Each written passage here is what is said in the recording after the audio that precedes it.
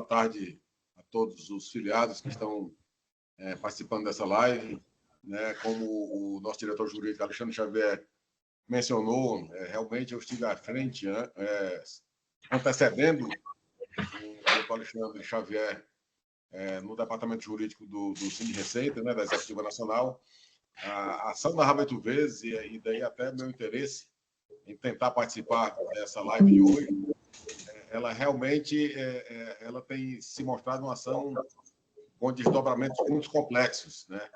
Mas eu me recordo perfeitamente, Alexandre, quando eu assumi ali ainda como adjunto do jurídico e depois como titular, e me deparei com a complexidade da ação da Raba 8 vezes, né, com centenas de mandados de segurança, né, conduzidos por um escritório que não tinha, e não era o Medeiros de Meregalha, era um outro escritório contratado na década de 90, e que, infelizmente, não conseguia nos dar o feedback de que pessoas estavam nessa ação, de quantas ações tramitavam. A gente tinha uma noção muito superficial, né?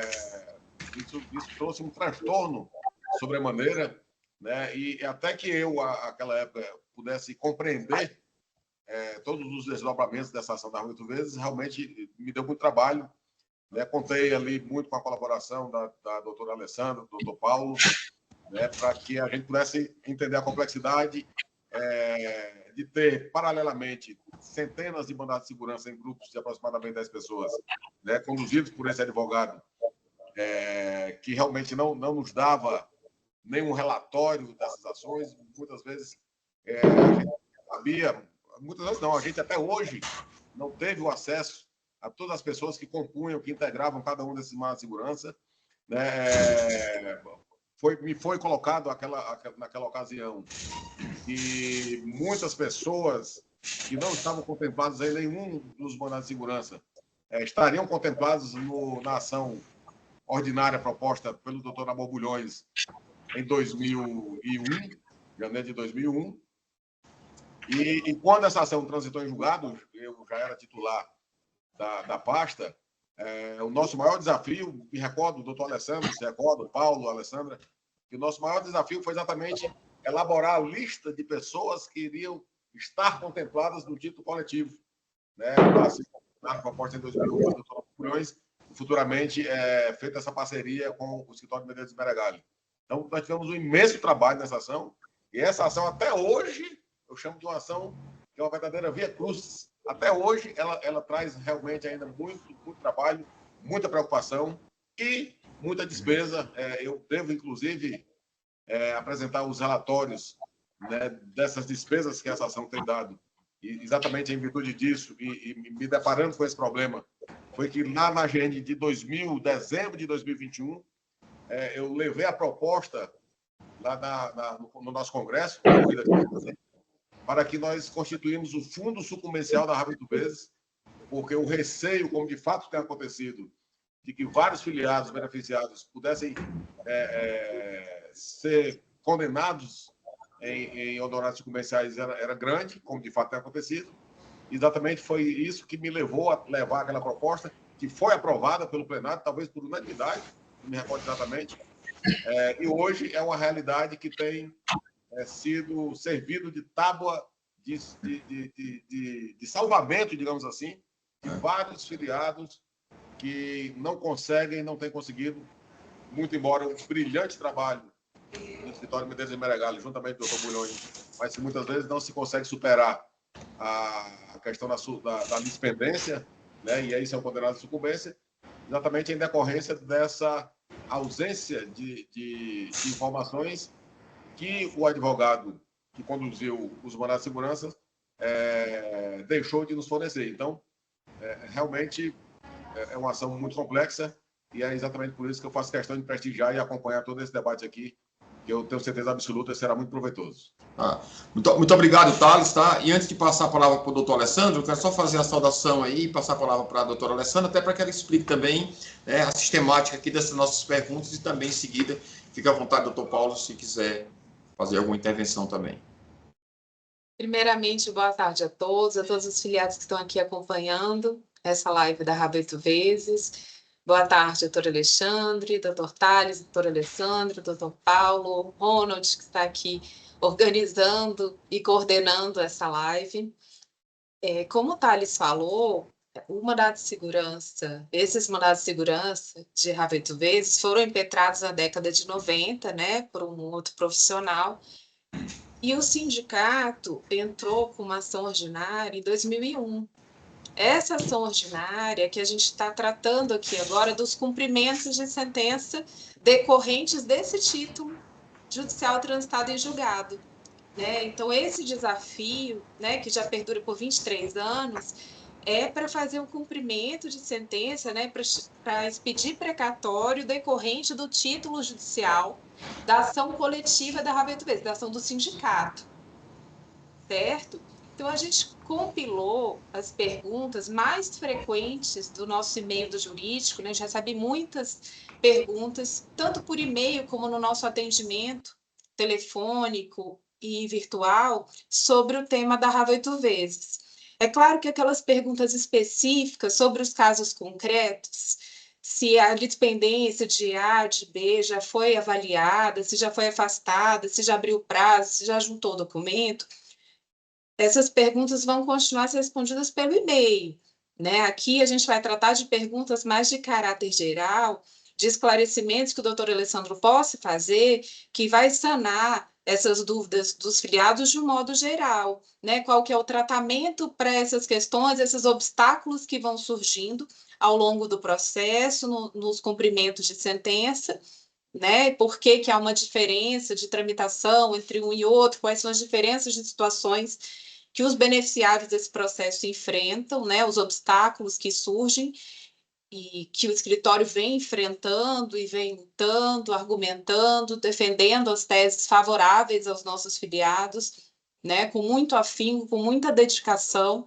né, tanto o diretor jurídico como o presidente Tales também são testemunhas de toda essa dedicação do escritório, né, todos os temas relevantes e importantes em relação a esses debates da Raveto Vezes, o escritório despacha com os desembargadores, leva memoriais, enfrenta todas essas questões com muito profissionalismo e com muita dedicação. Então, né, já agradeço de antemão, doutor Alessandro, por encaixar essa live na agenda, porque a gente sabe que está no meio de uma semana cheia de julgamentos, né, e que ele tem se dedicado muito a eles.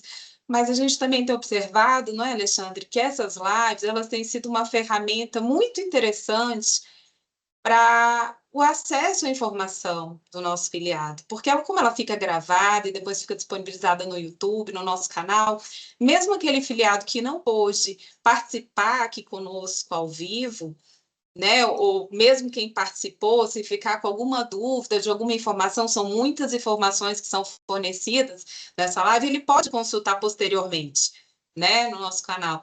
O Moisés tem feito um trabalho muito valoroso nas lives, que é depois separar as perguntas. Então, cada afiliado que quiser consultar somente aquela pergunta que foi feita na live, nem precisa assistir, se não tiver disponibilidade de tempo, aquela live inteira. Então, fica muito... É uma informação muito interessante, muito acessível, é mais uma forma de alcançar o filiado, de levar a informação, e a nossa intenção é tirar todas as dúvidas da melhor maneira possível. Tá certo? Sem mais delongas, né? Para aproveitar o tempo precioso do doutor Alessandro, eu devolvo a palavra para a organização. Tá, Paulo, você quer dar uma saudação aí, Paulo? Rapidinho, 30 segundos. Boa noite a todos. A reunião vai ser ótima. Agradeço a presença de todos. Estou totalmente contemplado por vocês. Boa noite, doutor Alexandre. Boa noite, doutor Tales. Boa noite, doutor Alexandre. Boa noite, doutor Alessandro. Pronto, doutor Alessandro. Finalmente, a fila é grande, mas chegou aí no senhor, tá? Aí eu passo a palavra inicialmente. Eu já começo também, tá? Sem ser nenhuma descortesia, mas em respeito ao tempo do senhor, já fazendo a primeira pergunta. Os cumprimentos de sentença da ação da Raveto Vezes estão tramitando todos na mesma vara? Então, aí após aí as palavras iniciais do senhor, você já pode, se for o caso, já começar a responder a pergunta. Claro. Primeiramente, eu quero agradecer muito esse espaço, como a doutora Alessandra comentou, até porque acaba repercutindo em minimizar as dúvidas e os e-mails.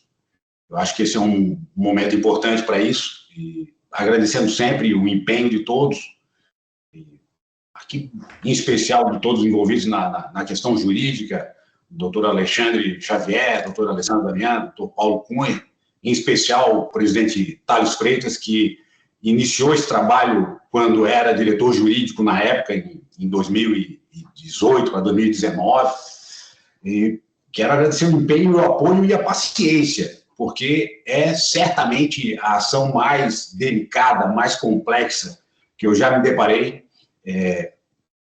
Primeiramente, parabenizar o trabalho brilhantíssimo que foi feito pelo Dr. Nabor Bulhões quando da ação de conhecimento. Vejam todos que ele pegou uma ação em 2001, quando existia uma década de precedentes dizendo ou estabelecendo que não era devido a diferenças da RAV 8 vezes. E esses precedentes todos se formaram exatamente nesses mandados de segurança individuais propostos lá em 1990, 1995, 96, e ações também de conhecimento propostas lá no Ceará em 1996. Então, os precedentes eram firmes em desfavor do servidor e em favor da União. Então, quando o Dr. Nabor Bulhões conseguiu essa virada na jurisprudência, a gente está falando que tinha mais de uma década consolidada precedentes estabelecendo que nada era devido e que, vejam a palavra, por mais que seja um juridiquês, que a administração pagou corretamente a RAV de acordo com o seu poder discricionário. A RAV é uma gratificação de desempenho. E como gratificação de desempenho, ela deve avaliar e ser paga de acordo com a eficiência do labor, do trabalho prestado. Então, toda a jurisprudência dizia, olha, a administração tem condições de estabelecer os critérios que vai avaliar e pagar a gratificação RAV. Toda a jurisprudência estabelecia que tudo isso estava correto. Então, o trabalho que foi obtido de resultado pelo Dr. Nabor Bulhões foi uma virada na jurisprudência. No popular, eu digo, ele pegou um navio e deu uma meia volta para poder navegar em águas tranquilas. Então, assim, realmente é uma situação delicadíssima. Tanto era delicada que a gente, quando o diretor jurídico Thales Freitas iniciou esses trabalhos e delimitou quais as formas de atuação, a gente estava diante de precedentes inúmeros de forma contrária àquilo que a gente ia pedir, que era o pagamento da RAV 8 vezes. E qual a forma da gente buscar isso? Foi concentrar algumas ações no DF e também em outros polos da nação, do território nacional. Então, protocolamos ações no TRF-5, no Nordeste, no TRF-2, no Rio de Janeiro, no TRF-4. E vejam o paradigma ou o paradoxo, que em alguns desses locais as ações começaram muito bem, formando que o direito era absoluto em favor do servidor, e em outros locais a jurisprudência se firmava de uma forma contrária ao servidor. Então, a gente tentou obter os precedentes mais sólidos para poder, daí sim, tentar evoluir com a União Federal uma forma de acordo. E a União, de fato, na época, a doutora Ana Carolina Godinho, ela disse que só conseguiu evoluir isso junto com os demais membros da Advocacia Geral da União porque o sindicato conseguiu êxitos importantíssimos no TRF-4, no TRF-2 e junto com o TRF-5. E foi por isso que se formou, lá em 2020, uma ata de reunião estabelecendo que era possível a celebração de acordos nessas ações. Acho que, se eu não me engano, foi no dia 20 de maio de 2020, que a gente fez uma ata de reunião com todos os membros do Cine Receita, junto com a doutora Ana Carolina Godinho, que, obviamente, a gente teve que trabalhar dentro de um cenário delicado para poder obter um acordo que, obviamente, o servidor acha, em algum momento, que não era interessante, mas, diante vamos dizer assim, da flexibilidade ou das nuances que tinha esse direito, ou da instabilidade, porque não era um direito absolutamente sólido, obtivemos um acordo com deságio de 30%. E sempre dizemos que aquele acordo era realmente importante, porque trazia, se a União estava reconhecendo o acordo, trazia um reconhecimento que eram devido às diferenças da RAV 8 vezes. E daí se firmou realmente muitos acordos, talvez aqui a gente já tenha pago próximo de 2.500 precatórios, e dentro desse cenário, como era possível fazer esses acordos, a gente propôs ações no Distrito Federal em números maiores, normalmente com 50 servidores em cada ação. E até aquele momento, 2019, 2020, a gente estava pensando que as águas que a gente fosse navegar eram mais tranquilas. E naquele momento, antes um pouco da pandemia, que a gente estava evoluindo esses acordos, a União trouxe um fator completamente perigoso para divulgar esses direitos, que era a informação que inúmeros servidores haviam proposto os mandados de segurança individuais.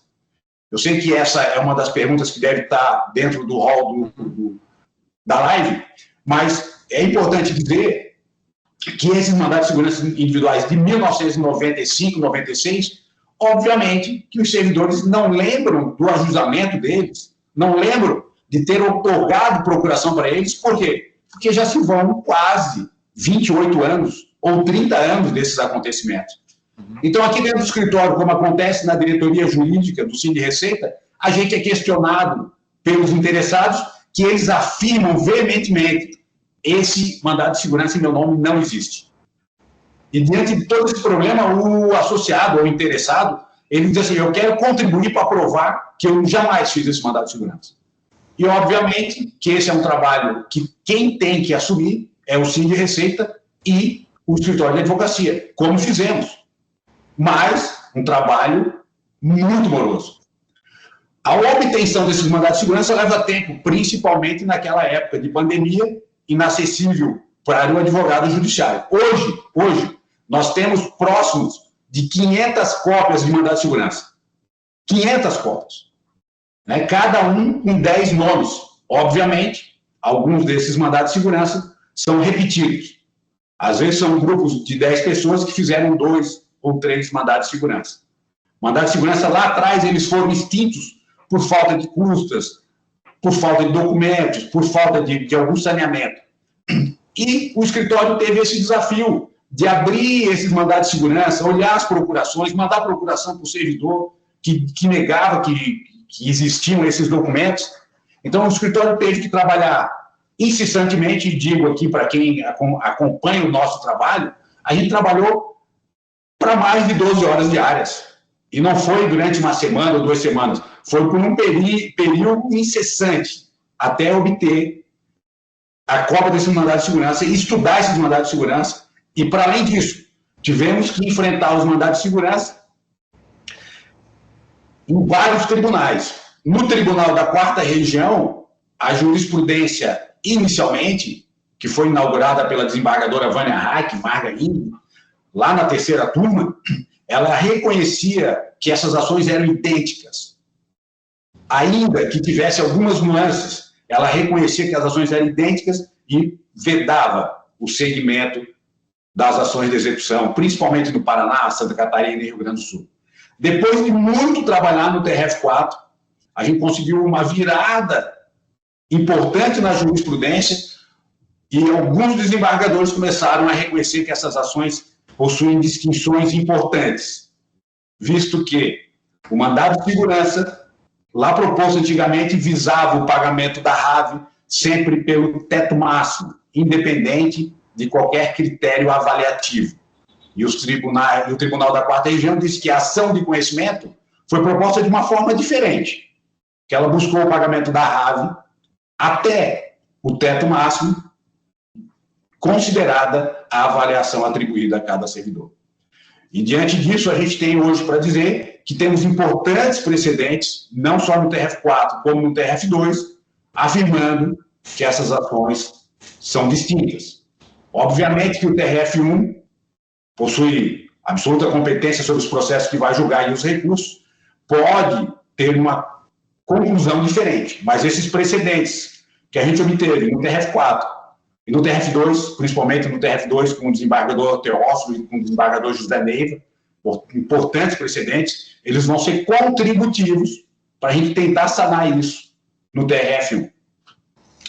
E Muito obrigado, doutor Alessandro. Muito importante esse esclarecimento de que essa descentralização fez parte de uma estratégia, né, no cumprimento. Então, eu acho bastante importante isso, e a gente já viu aí para essa explanação, né, da luta, como o Thales falou, né, do verdadeiro calvário que é, em alguns casos, o cumprimento dessa ação. O Thales, acho que ele caiu aí, não sei se ele vai voltar, mas eu queria só deixar registrado que em relação... Já voltei aqui, viu? Ele já voltou, Alexandre. Já voltou, né? Porque está sem destaque aqui, eu não tô vendo. Thales, essa questão aí da litispendência, desse mandato de segurança, ainda recentemente, agora, acho que dessa semana para outra, é constante isso, mas agora chamou a atenção que nesses últimos dias agora nós pagamos, não foi, doutor Alessandro? Me parece que uma meia dúzia de sucumbências, né? E valores elevados, tá? Valores que, em média, era de 40 a 50 mil reais, alguma coisa assim, tá? Em média de 41 mil reais. Exatamente. Na semana, 6 sucumbências. Exatamente, 6 sucumbências, né?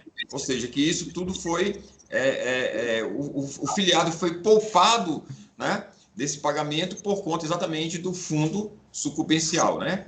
Então, que foi uma criação aí, a ideia do presidente Thales, lá na AGN 2021, tá? Então, eu queria só deixar registrado isso, até para ficar gravado também na live, viu Thales? Doutor Alessandro, prosseguindo aqui nas perguntas, existem cumprimentos de RAV 8 vezes individuais e em grupos? Como é que estão esses cumprimentos? Então, em complemento aos esclarecimentos iniciais, é importante dizer que as execuções começaram a ser em grupos, porque se tinha uma tendência de celebração de acordos, e a partir do momento que começou a se questionar toda essa litispendência ou a coisa julgada por esse mandato de segurança anterior, a gente começou a propor também os cumprimentos de forma individual para tentar sanar algumas questões também de forma individual. Então, a gente propôs individualmente ações, notadamente ali no Rio Grande do Sul, Santa Catarina, Paraná, no Nordeste, né? E esses cumprimentos individuais a gente propôs justamente para obter algum precedente sólido e favorável para poder trazer ao TRF1 essas circunstâncias e enfrentar essas questões aí que a gente falou agora, complexas, esse calvário que é a superação dessas questões de coisa julgada. Então, nós temos execuções individuais e temos execuções em grupos. E o pior, quando temos execuções em grupos, e às vezes é um grupo de 50 pessoas, a União traz que 40 desses têm problema com mandato de segurança anteriormente propostos. Então, nós temos uma ação com 50 pessoas e 40 têm essa objeção e 10 não têm essa objeção. Esses 10 acabam envolvidos processualmente com esses 40 problemas que a gente tem que superar. No tribunal da primeira região, onde essas ações foram propostas em grupos, o juiz da 13ª vara, doutor Marcos José da época, Ribeiro, ele dizia que a União tinha razão e essas ações realmente eram idênticas. Depois foi substituído pela doutora Isaura, que ela, com algumas nuances, ela também manteve o mesmo julgamento. E o que o escritório teve que fazer em cada processo deles? Ele teve que fazer ou recurso de apelação ou recurso de agravo de instrumento. E esses recursos hoje estão tramitando no TRF1, mas ainda não foram pautados para julgamento. Diante desses recursos, aqueles 10 que eu dei de exemplo, que não tinham nenhum tipo de problema, estão com as suas ações paradas, sem prosseguimento, mas, obviamente, que se atenderam o pedido de homologação de acordo, já tiveram seus precatórios expedidos. Então, nós temos uma ação de 2019, 2020, que ela já tem 5 anos, e a gente está discutindo, nesses últimos 5 anos, esses problemas com mandado de segurança individual. Já fizemos algumas reuniões, o doutor Nabor também já fez, com os desembargadores do TRF1, levando essas diferenças das ações entre o mandado de segurança e a ação de conhecimento, e também levamos todos os precedentes que já foram consolidados no TRF4, no TRF2 e no TRF5, sobre a distinção dessas ações.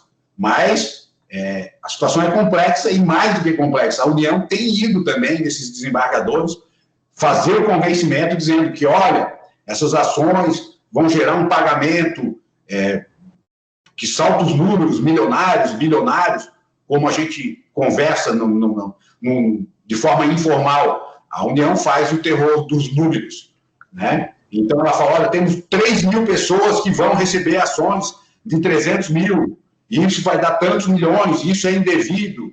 Então, isso realmente causa um alerta àquele que vai julgar, e o escritório, juntamente com o doutor Bulhões, até mesmo a diretoria jurídica, tem ido ao tribunal fazer todo esse trabalho para tentar demover essa conclusão e obter o melhor resultado em favor do sindicalizado. Mas digo mais, para cada recurso desse, é necessário pagar custas. E essas custas têm sido assumidas pelo Sind Receita. As custas da apelação é R$ 956. E a gente está falando não de um recurso, a gente está falando de uma situação em que o escritório já fez mais de 2 mil recursos. Não é um trabalho que é feito de forma de 100 ou de 10 pessoas, não. A gente tem, nos últimos anos, a gente tem peticionado e tem feito recursos que, se somar, a gente certamente já fez mais do que 2 mil peças, né? E essas peças, elas têm que ser, vamos dizer assim, caso a caso, ela é específica, ela é um formato para cada tipo de processo. E, às vezes, nós estamos falando de um mandado de segurança que é escrito de uma forma e, às vezes, de uma ação de conhecimento que é escrito de outra forma. O doutor Alexandre Xavier até nos ajudou muito lá no Ceará a obter cópia das ações. Nós temos 2 grupos muito grandes lá no Ceará, em que tiveram ações também com essa mesma roupagem e a gente não conseguiu nem evoluir um trabalho melhor aqui na Justiça Federal do Distrito Federal. Mas é isso, diretor. Vamos seguir aqui com a pauta. Obrigado, doutor Alessandro. Então, diante disso que o senhor falou, é razoável assim, a gente concluir que os cumprimentos de sentença eles podem ter decisões diferentes, não é isso? Certamente, diretor. E digo mais até, uma ação judicial, quando ela é proposta, obviamente que nós temos vários títulos e várias conformações diferentes, mas qualquer ação judicial, quando ela é proposta, ela não tem o seu resultado garantido. O juiz e o tribunal, principalmente os tribunais, as cortes regionais, elas são soberanas sobre a análise fática. Então, podemos ter processos desses muito bem formados de forma favorável e outros desfavoráveis, né? E por que isso? Porque alguns processos temos alguns juízes julgando e outros processos com outros juízes. E cada juiz não precisa estar vinculado com a orientação de um seu tribunal ou do Superior Tribunal de Justiça. Cada juiz desse forma a sua conclusão e depois o recurso vai para o desembargador e cada desembargador tem, às vezes, uma interpretação mais inclinada ao servidor ou mais inclinada para a União Federal. Temos desembargadores que são conhecidíssimos, que julgam todas as suas ações, todos os seus recursos, quase todos eles, em favor da União Federal. Então, tem algumas características, né? Como também tem uma situação que é preciso deixar registrado. Até mesmo o recurso especial, quando ascende, quando sobe ao Superior Tribunal de Justiça, que o próprio site do Superior Tribunal de Justiça traz uma informação que é menor do que 2% o número de processos que são julgados de fato e são analisados pelo Superior Tribunal de Justiça. Mais de 95% desses processos sequer são conhecidos. Por que isso? Porque o tribunal diz que se o acórdão de origem da Corte Regional analisou algum fato, o Superior Tribunal de Justiça não pode reexaminar um fato, que o Superior Tribunal de Justiça só pode fazer análise fria da norma aplicada. Então, se a Corte Regional, se o Tribunal Regional Federal da primeira região de Brasília formar posição no sentido, raramente o Superior Tribunal de Justiça vai analisar um recurso especial por causa dessas vedações. Então, de fato, cada processo é único. E, para além disso, como eu falei no início, após ingressar com o processo, não se existe garantia plena de que esse resultado será favorável. Este é o maior exemplo do que aconteceu com a própria ação da RAV Devida. né? O doutor Borbulhões, quando fez a ação, toda a jurisprudência era contra, e ele foi lá e obteve um resultado favorável. Então, a gente não tem essa regra, que, eu fiz a minha ação de cumprimento, então eu vou esperar que eu vou receber 100% dela. Por isso, a gente sempre foi inclinado a dizer que o acordo, de fato, teria que ser muito bem pensado, porque poderia abreviar tempo e até mesmo um resultado desfavorável. É isso. Perfeito, doutor Alessandro. Inclusive, aí eu vou dar aqui a minha manifestação em relação a isso. A gente tem visto em algumas situações que a gente tem ido aí para audiência, para conversar com o juiz, né, o privilégio da atenção que a AGU tem com os juízes, né? Então, a gente vê que, às vezes, né, eles têm até, né, assim, em resumo, né, a AGU tem realmente um diálogo, tá, com o judiciário, de uma forma que, para os escritórios, acaba se tornando até uma coisa assim mais complicada ainda, porque, ao que parece, não há aí, no caso, a paridade das armas, né, como se costuma falar. Doutor Alessandro, o senhor consegue ter alguma estimativa de quantos precatórios já foram pagos e algo em torno também de valores? Talvez seja difícil o senhor fazer essa estimativa, mas se o senhor tiver condição, seria interessante. A gente aqui pelo escritório, a gente manda um relatório anual ao Sind Receita com os precatórios, de fato, já pagos.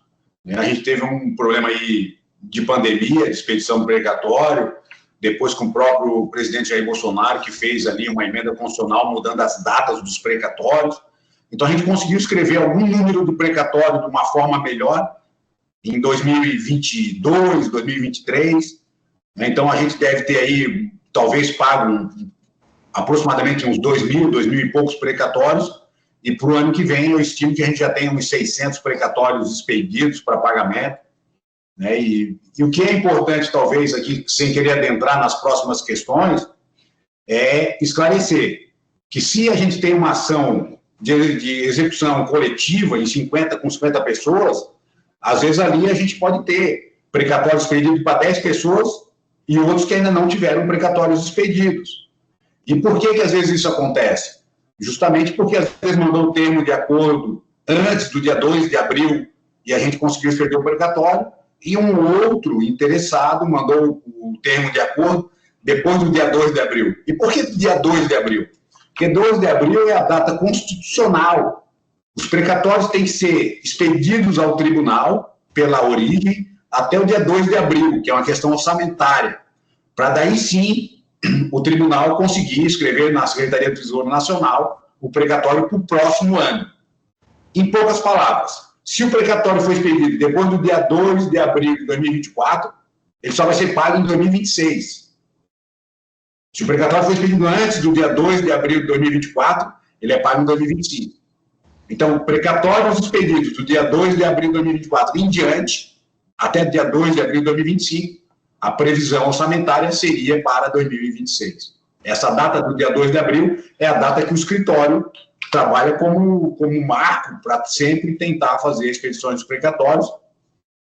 Quero até fazer um agradecimento ao próprio pessoal do judiciário, que se empenha ao máximo para expedir os precatórios.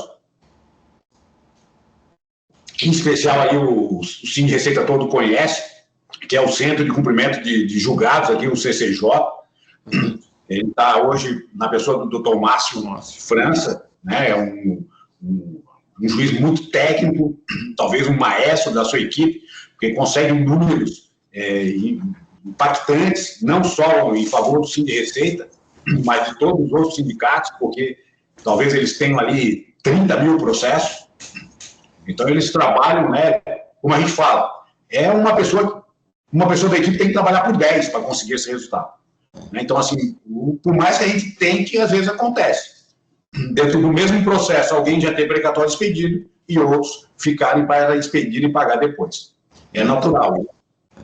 De fato, doutor Alessandro, a gente reitera aí essa consideração que o senhor fez em relação ao doutor Márcio, porque a gente acompanha realmente que ele é um juiz bastante diligente e empenhado, né, em dar efetividade a esses acordos, e trabalha com a equipe reduzidíssima, né? Reduzidíssima lá, que ele mesmo fica lá já fazendo solicitações de ampliar a equipe, porque diz, olha, eu não consigo fazer mais porque a minha equipe aqui, quer dizer, ele faz realmente um trabalho extraordinário, doutor Márcio, tá? A gente tem realmente acompanhado, né, doutora Alessandra? A gente tem visto isso. Sim, outros processos nossos também estão tramitando na CCJ, então a gente tem tido muito contato com ele, é um trabalho excepcional. Exatamente. E doutor Alessandro, de certa forma, o senhor até já respondeu parcialmente, para mim respondeu até na totalidade, mas fique à vontade se o senhor quiser dar algum complemento. Era exatamente a pergunta seguinte, por que no mesmo cumprimento, há pessoas que já tiveram precatórios expedidos e outras não. De certa forma, o senhor já esclareceu isso, mas se quiser fazer mais alguma observação, acrescentar algo mais, fique à vontade. Eu gostaria de acrescentar, sim, diretor, na seguinte situação. Lá no início, foi feita uma proposta de acordo pela União Federal, em vários desses processos coletivos, o juiz homologou, expediu o precatório. Após a expedição do precatório, a União veio e criou a objeção da coisa julgada com mandado de segurança. Então, tem muitos desses processos em que os precatórios foram pagos de fato, porque o termo de acordo foi homologado, e outros tantos que esses termos de acordo que geraram precatório ficaram bloqueados.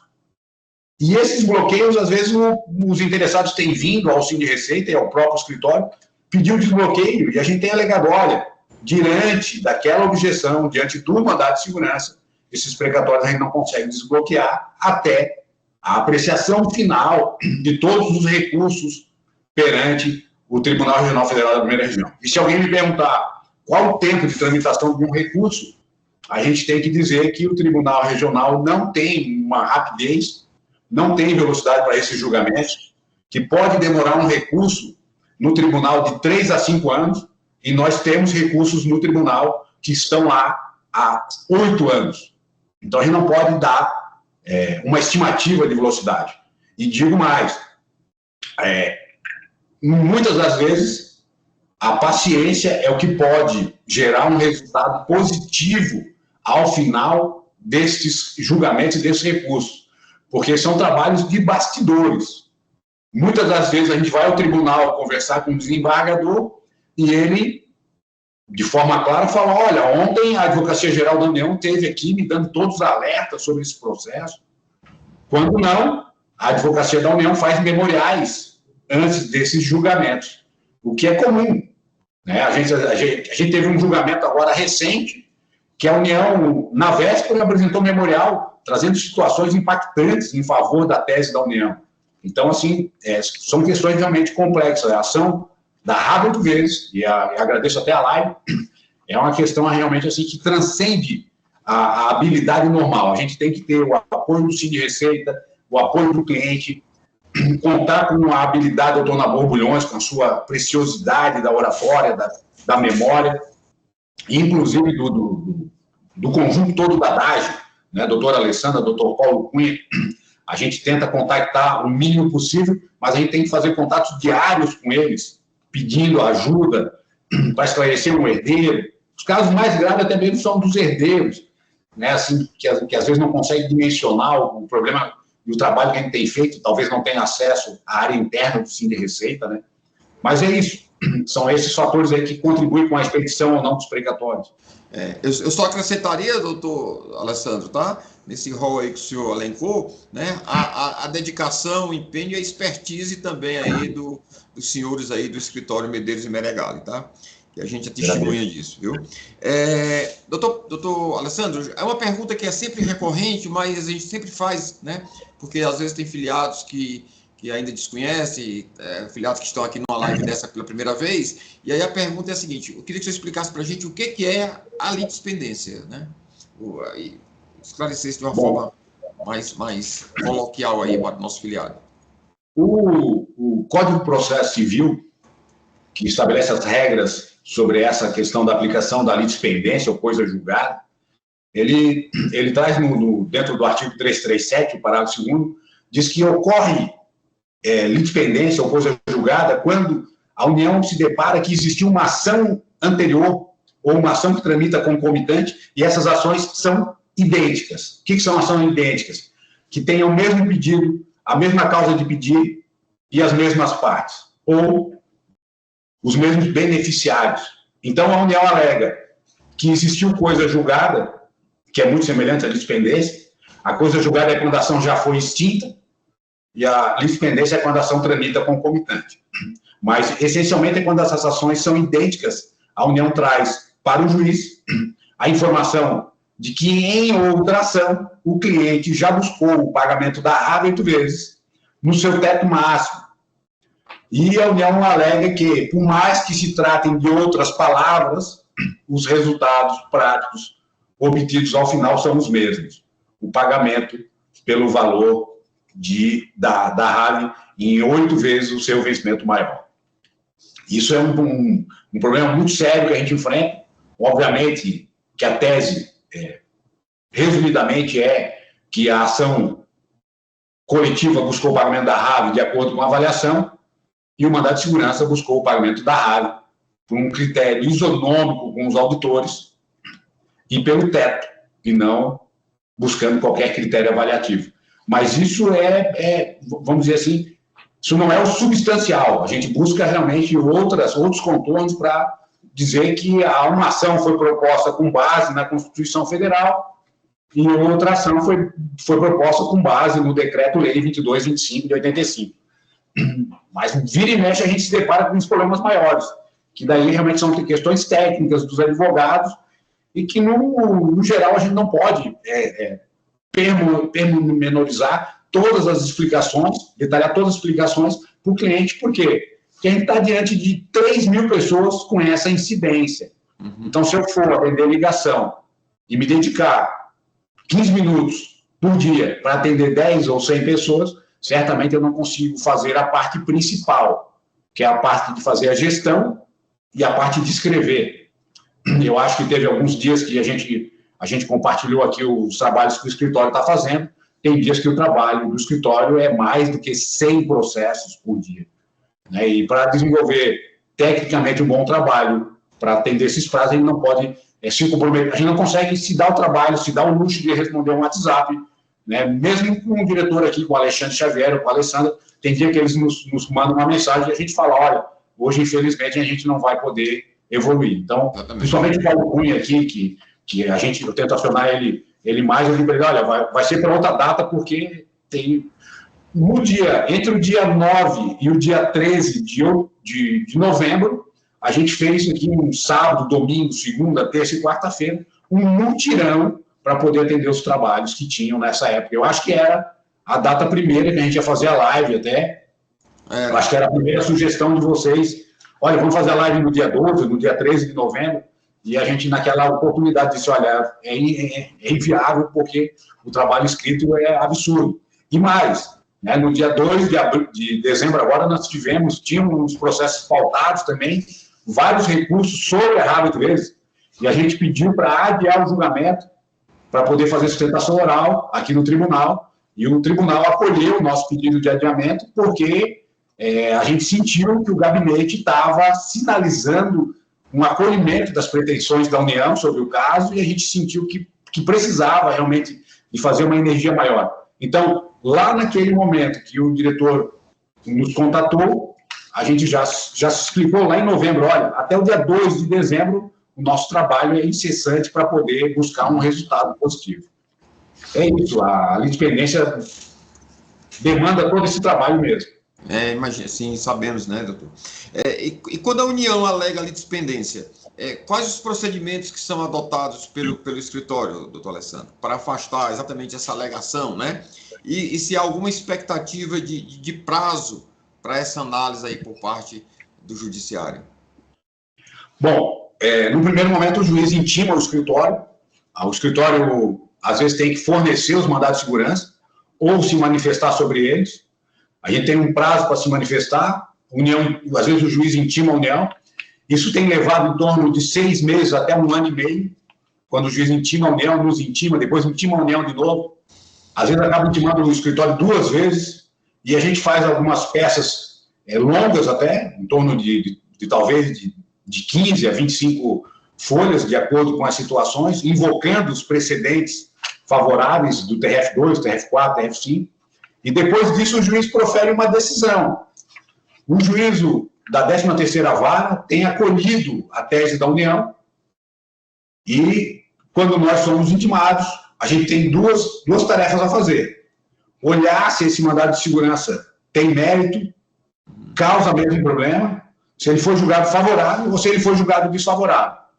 Diante dessa análise do escritório, normalmente a gente faz um recurso, que é o agravo do instrumento ou o recurso de apelação. A gente remete as custas para o sindicato pagar, esse processo é protocolado, esse recurso é protocolado e vai ao tribunal. A União intimada para responder ao recurso, esses recursos têm chegado ao tribunal, alguns deles chegaram em 2022, outros em 2023 e outros têm chegado em 2024. Mas o Tribunal de Brasília, da primeira região, ainda não proferiu nenhuma decisão terminativa sobre nenhum desses casos. A gente espera que o resultado seja favorável e aguarda que isso já ocorra já nesse primeiro semestre, ou talvez no segundo semestre de 2025. Acredito eu que é mais seguro a gente pensar que no segundo semestre de 2025 a gente tem alguma conclusão sobre isso. Mas, de fato, é um trabalho que precisa de várias cabeças e mãos para tentar obter um resultado favorável. A situação é delicadíssima, precisa realmente de todo o brilhantismo dos envolvidos e aí à frente, sempre de vanguarda, com toda a sua preciosidade, o doutor Nabor Bulhões tem buscado fazer esses esclarecimentos em todas as reuniões que a gente tem ido. Mas o resultado final, que é para terminar a resposta, sobre estimativa de tempo, a gente não pode assegurar, porque depois disso a União ainda pode fazer os seus recursos, em base de declaração, recurso especial, sobre essas demandas, que pode levar ainda mais um bom tempo. Aí a gente está falando de mais 2 ou 3 anos, para a gente obter aí uma posição sólida e definitiva, se a gente vai conseguir, de fato, esse julgamento favorável. A gente espera que sim, diante de alguns precedentes importantes que a gente tem obtido, no TF2, no TF4, TF5. Mas é isso. Não, ótimo. Porque é importante, o filiado às vezes fica na dúvida se a alegação de litispendência, se não vai mais caber recurso, ou se ainda caberia algum recurso, e aí, pelo que o senhor esclareceu, sim, ainda cabe recurso, e aí entra no outro círculo aí de trabalho, doutor Alessandro? Tá? E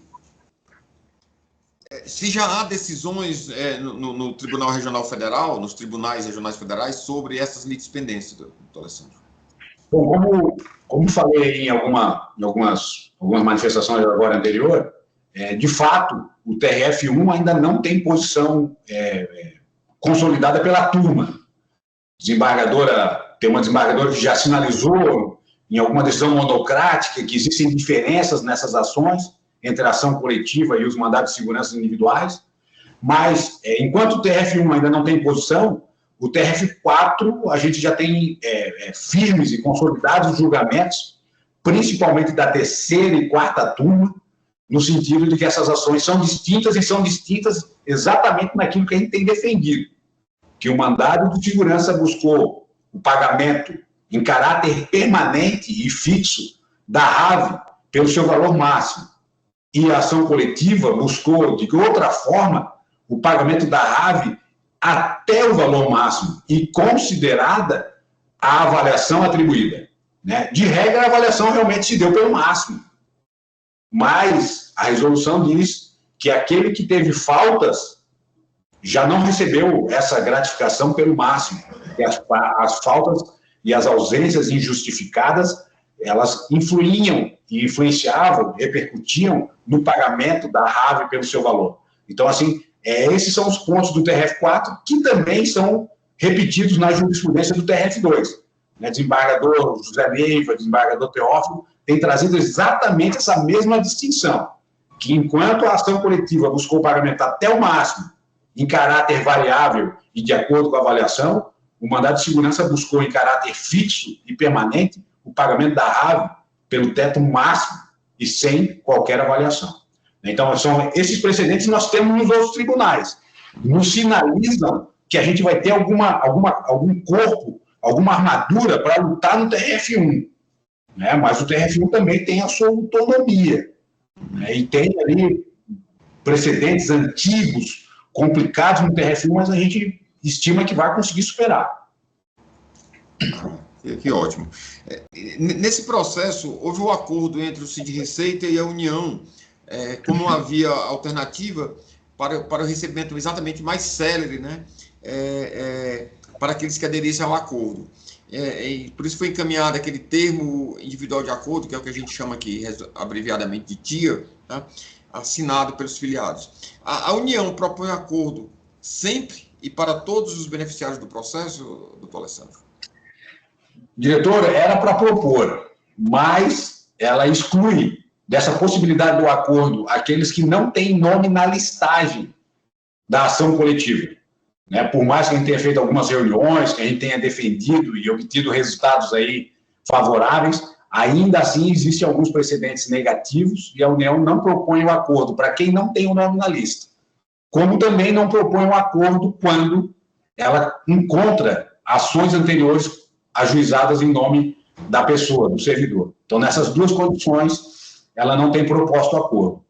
E eu insisto que aquele que teve o acordo proposto deve refletir realmente positivamente para acolher a proposta de acordo, porque nós temos aí alguns tribunais que acabam entendendo aí que essa ação não traz resultados positivos, que essa ação não tem efeitos condenatórios. Então, assim, o acordo é ainda uma situação importante para se refletir, se acolher, se aceitar ele. Doutor Alessandro, uma vez afastada a alegação da litispendência, o beneficiário, lá, o filiado, pode aderir ao acordo? Pode aderir. A gente conseguiu isso no TRF2 e também conseguiu no TRF4 algumas situações nesse sentido, onde o juiz afastou a alegação de coisa julgada, a União acabou nem recorrendo e logo em seguida ela ofertou, fez a proposta de acordo e a gente até, principalmente ali no Espírito Santo, no Rio de Janeiro, a gente conseguiu contar com o apoio dos dirigentes sindicais e conseguiu até obter essa evolução. Então o próprio Ronald aí nos ajudou nesse sentido, muitíssimo, inclusive lá na base de Niterói. Acho que ele foi uma peça importante em várias ações aí que a gente teve aqui, que tramitou no Rio de Janeiro, ele nos apoiou aí. Até deixo o meu agradecimento especial para ele. Como filiado ou beneficiário pode saber se há uma proposta de cálculo de acordo para ele, doutor Alessandro? Aqui a rotina do escritório, a rigor, é comunicar a tecnologia, a TI do Sindreceita para eles incluírem na área interna. Concomitante com isso, até porque nós temos situações dessa com pessoas acima de 90 anos e com alguma dificuldade de acesso à área restrita do Sindreceita, concomitante com isso, às vezes a gente manda um e-mail, de acordo aí com o próprio e-mail institucional, né, o rave8x@sindreceita.org.br, para o interessado, e também, em algumas situações, a gente até comunica o dirigente sindical para ele nos apoiar, quando são casos desses raros, né? A gente não consegue contactar o interessado, e mais, tem casos desses que o acordo é muito importante ser aceito, porque a gente, às vezes, está diante de um juiz que a gente já conhece, que é um juiz complicado, que o juiz vai acabar dando o ganho de causa para a União, vai acabar, de alguma forma, limitando o direito do interessado. Então, quando a gente está num patamar desse, diante de uma complexidade, a gente adota outros acessos, ou até mesmo, eu já fiz até ligações, né, para buscar divulgar o apoio. Como falei aí agora há pouco, o Ronald também nos ajuda, o pessoal da DAGE também nos ajuda em alguns cenários desses, mas, a rigor, o acordo deve estar na área restrita de divulgação do Sindreceita, e lá a pessoa tem acesso ao TIA e consegue fazer a evolução do acordo. É isso. Tá. Doutor Alessandro, pelo que eu já compreendi aí das informações que o senhor nos trouxe, há casos em que a litispendência já foi afastada e há casos que ainda não foi decidida, né? E aí, os beneficiários do processo que estão com alegação de litispendência, né? Então, assim, eles não estão todos na mesma situação. É isso mesmo ou eu estou enganado aí no meu entendimento? Não, é isso mesmo. É isso mesmo. A gente está diante de um cenário em que vários estão com alegação de litispendência e outros que a gente já conseguiu afastar a alegação de litispendência. né? E tivemos aí casos duríssimos em que o servidor achava que já não tinha mais solução a situação dele. A gente fez recursos, o processo chegou ao STJ e depois baixou para fazer o pagamento do acordo. Né? Nós tivemos casos aí duros, né? E tivemos que contar com a paciência, porque tivemos alguns interessados aí que certamente eles têm toda a razão e resignados com a demora da sua satisfação, com a demora do judiciário.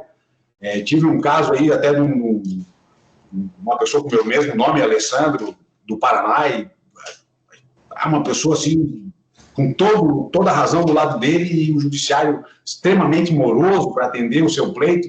E eu falei com ele, eu acho que hoje, né, e tentei atender da melhor forma. A doutora Alessandra também já atendeu outras vezes.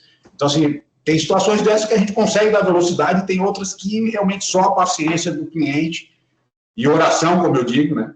Que eu digo que o judiciário tem um tempo, tem um relógio, que é o tempo de Deus, né? É a de Deus, porque tem desembargadores que são extremamente céleres, que julgam dentro de um mês, 2, 3, e tem um outro como esse caso específico que a gente não vamos detalhar mais, mas que o desembargador levou 2 anos para julgar o agravo do instrumento.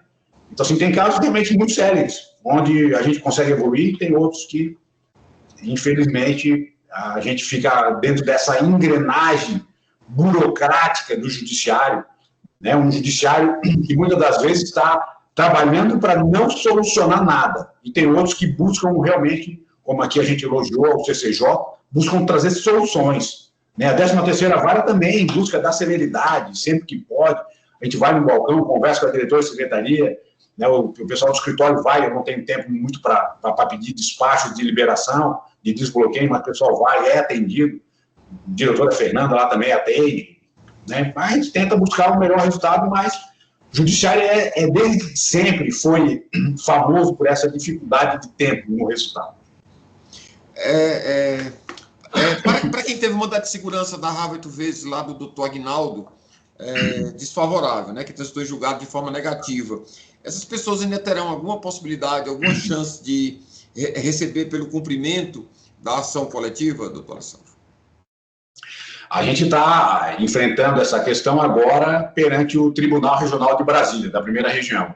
Eu estimo realmente que a gente consiga um resultado favorável, né? Como toda ação, eu digo que o resultado é 50% a favor ou 50% contra, mas me sinalizam os precedentes e a forma que a gente vem evoluindo isso, que a gente vai conseguir, de fato, um resultado positivo para essas pessoas. Teve alguns casos desses que, infelizmente, foram lá no TRF4 sobre uma outra conformação que a gente não conseguiu reverter os quadros, mas no TRF1 eu ainda tenho realmente uma estimativa, uma previsão que a gente vai conseguir aí um resultado perante o tribunal, reconhecendo o direito do servidor e afastando essa igualdade entre as ações.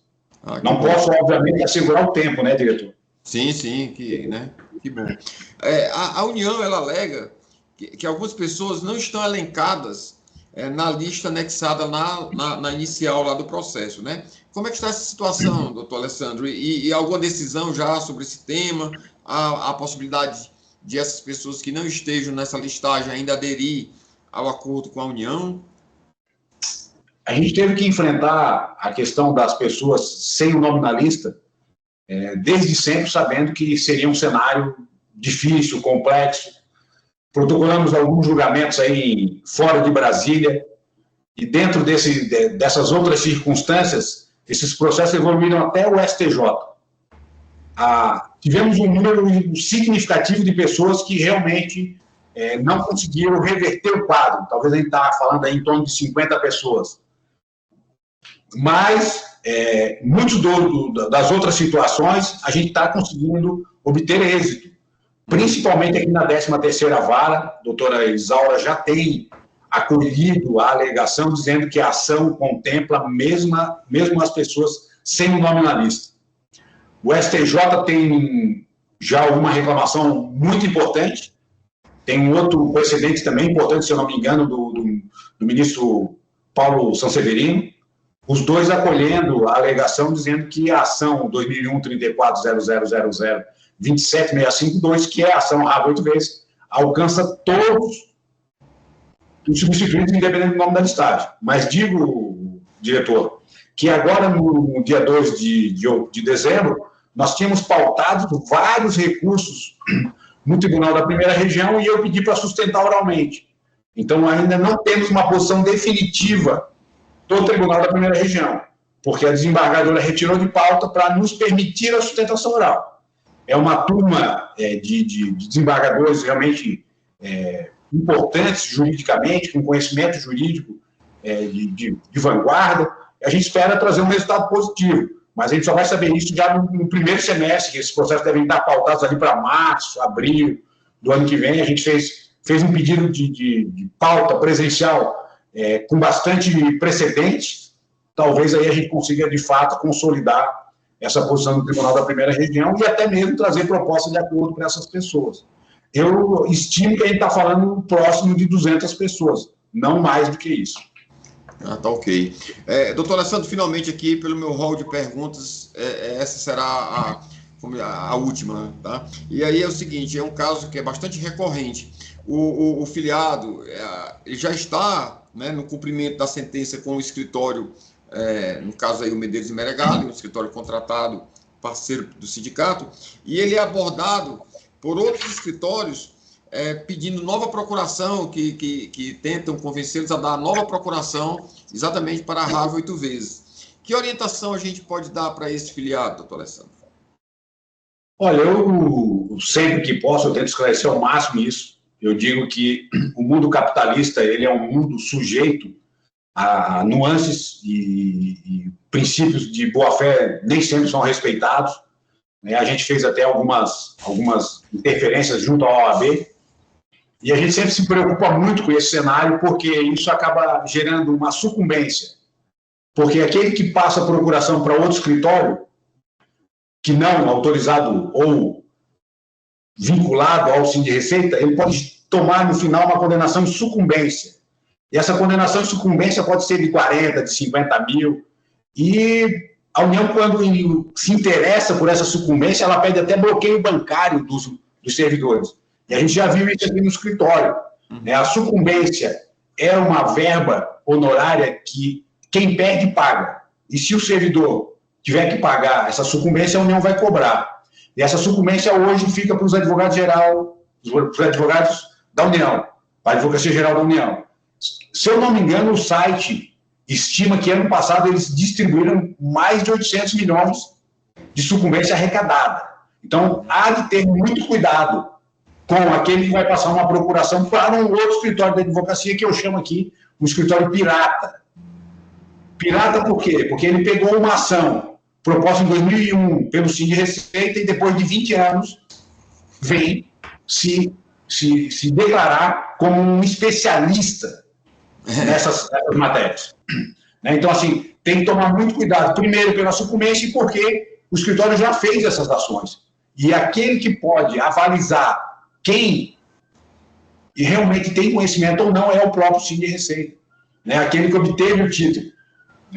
As pessoas, eu sei que no mundo capitalista as pessoas vendem o serviço da forma que interessa, notadamente acaba ocorrendo vamos dizer assim, uma divulgação irregular, fora dos regulamentos.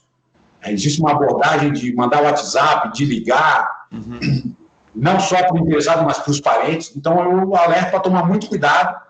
E, para mais, tem muito golpe. Às vezes a pessoa pede assim, olha, eu quero 5 mil para liberar o teu precatório. A gente teve um caso de uma servidora no Rio de Janeiro que pagou 10 mil para liberar o precatório dela, para um advogado terceiro, pirata, depois pagou mais 7 mil, daí depois de ter pago 17 mil, acabou ligando para a minha pessoa, para o meu celular, falou, doutor, fui abordada por um outro escritório, achei que ele ia me liberar. Doutora, mas eu falei para a cliente servidora, mas você tem que procurar o Sind Receita, Pagou 17 mil, vou na delegacia. Depois não dá mais, depois não adianta mais. Então, assim, essa propaganda de que me dá 5 mil, me dá 1.000 que eu vou liberar, e tem mais. Esses escritórios, às vezes, eles mandam até uma guia de recolhimento da União, uma guia oficial, dizendo assim, não, é só você pagar a guia que o resto está resolvido. E essa guia nada mais é do que um Pix para a conta do pirata, com todo um logotipo, todo um brasão do governo nacional, mas que está gerando pelo código de barras um pagamento para um terceiro que nunca mais consegue voltar. Então, eu sugiro tomar muito cuidado e buscar sempre a orientação de quem é, de fato, o titular da substituição processual, que é o Sim de Receita, né, que é a autoridade para dizer quem está trabalhando correto ou quem não está trabalhando correto. Perfeito, doutor Alessandro. Inclusive, nós sempre que podemos, né, divulgamos a importância do filiado ter cuidado e acreditar exatamente no escritório que o sindicato tem a parceria, porque, na verdade, é o sindicato que tem o conhecimento, que tem a expertise, que tem feito esse trabalho brilhante que os senhores têm feito, né? E, às vezes, o filiado, no afã porque também não entende, como o senhor falou agora, dessas circunstâncias que acabam demorando no recebimento dele, ele acaba indo, né, nessa ilusão de que algum outro escritório vai tentar agilizar para ele e cai nesse golpe, né? O escritório mesmo dos senhores aí, algum tempo atrás, teve um golpe que usava o nome do senhor, o nome do processo correto, né? Me parece que só que o telefone não era, né? E vocês ligaram para lá e eles falaram, se apresentando como sendo o próprio advogado do escritório. Quer dizer, então o filiado tem que ter muito cuidado com isso e a gente sempre reitera, nunca paguem nada a título do que quer que seja para quem lhe abordar, porque os escritórios verdadeiros parceiros do sindicato, eles não fazem essa cobrança do filiado, né? A situação, o trato financeiro é com o Sim de Receita ou lá na expedição do precatório. Doutor Alessandro, aqui eu me sinto plenamente contemplado dentro do possível, né? Nós corremos para que a live não durasse muito, não se alongasse muito, porque a gente sabe que quando passa muito de 1 hora, as pessoas não conseguem acompanhar. E aí eu já, aproximando já do final da live, eu passo a palavra para a doutora Alessandra, depois eu retorno para o senhor, tá? E aí eu já me dou por contemplado, e mais uma vez agradecendo aqui a todos os presentes, em especial também ao senhor, à doutora Alessandra e ao Ronald, que colaborou bastante para essa live. Doutora Alessandra.